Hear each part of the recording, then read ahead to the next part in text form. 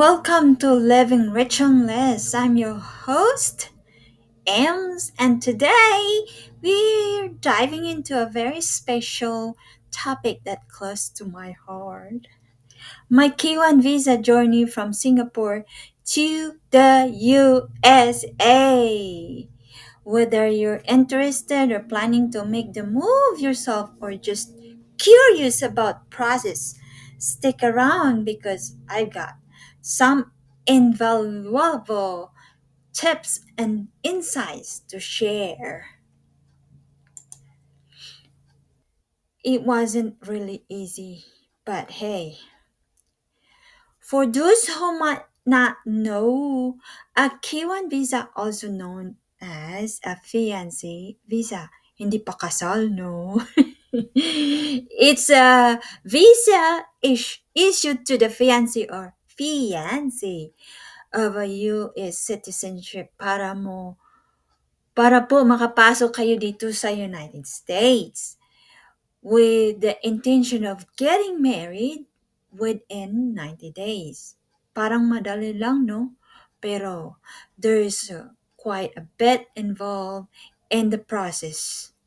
In this episode, I'll take you through my journey step by step. Preparing for the application first, let's talk about the preparation.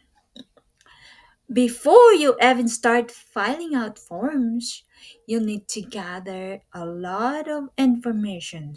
This time it involves a lot of research. Here are some key documents you need. Mm-mm-mm. Proof of your relationship.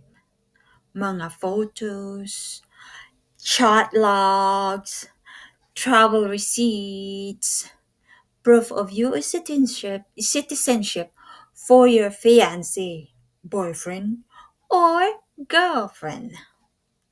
Statements of intent to marry within 90 days of arrival in the US. Oh, yan, tutuparin mo yan ang promise na yan, ha?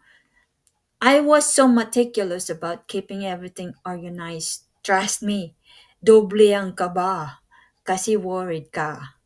It's worth the effort to avoid any hiccups later on.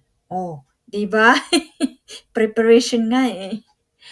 Filing the petition next, I move on to filing the I-129F petition. Yun ang tawag ng forms.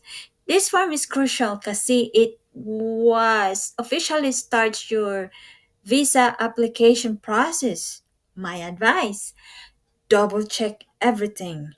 Simple mistakes can lead to delays. I made sure to include all required documents and pay the necessary fees promptly. Actually, in my case, I've got a letter back from the US Embassy dahil may kulang po ang documentation na pinasa ko.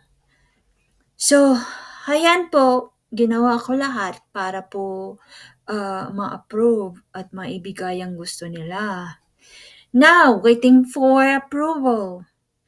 Comes the waiting game. After submitting the petition, we waited for the USCIS to process our application. It took a few months. Ay, ay, ay. Count on your fingers. 1, 2, 3, 4 months. So, patience is key here. During this time po, I kept myself busy searching and monitoring my timeline of application. I'll include the sites I use in my description below later, which help the time pass more quickly. At the same time, keep praying na sana ma-approve na. Naku po, hindi mo maintindihan yung pakiramdam mo doon na nag-iintay ka. So, sa visa interview, once my petition was approved, I was notified to prepare for the visa interview at the US Embassy or Consulate sa Singapore. This was probably the most nerve-wracking part. Oh, talaga naman eh. I prepped thoroughly. Oh, what it needed. May dala nga akong travel bag, making sure I had all the documents and practice. Potential interview questions. Maalala ko, nagbabasa ako ng anong kahit mga question na dapat itanong. Remember to stay calm and be honest. Sa consular officers just want to confirm the legitimacy of your relationship. Ayun, parang naano na ako sa kaba nung after the interview. Ito naman, after getting the visa approved, it was finally time to move to the USA. We booked my flight and made sure to bring all the necessary documents with me. Kasi po, upon arrival, you'll go through customs and immigration and they'll review your paperwork. After that, it's all about settling and getting married within 90 days. Ito na yung promise na gagawin mo talaga. 90 days is 3 months lang, no? Ang bilis kaya.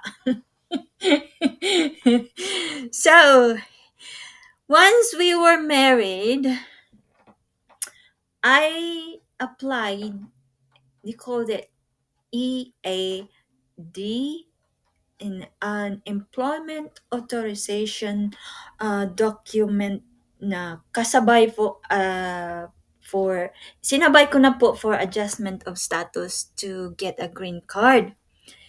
Yan po yung pwede kang magtrabaho. Also requires patience and organization. Ito na naman. Another paperwork to do, but it's the final step to making your life in the US official. Oh, making you dream, huh?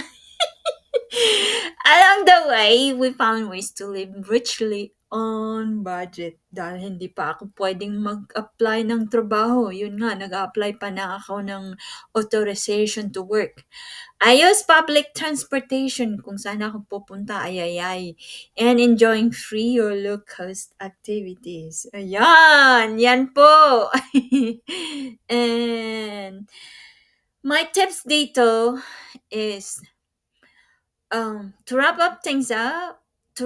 things up, ano ba yan? Buyoy ako. Ito po ang masasabi ko for anyone going through the K1 visa process. A lot of research, be stern, stay organized, and keep copies of all documents. Kasi kailangan po yan.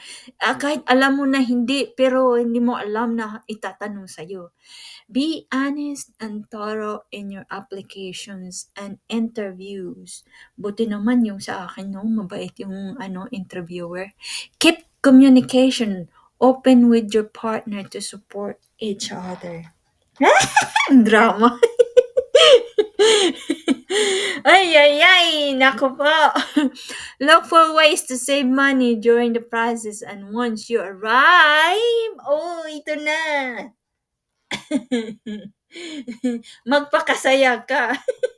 Anyway, I hope you found this episode helpful and encouraging. If you have any question or want to share your own experience, comments below. Feel free to comments below.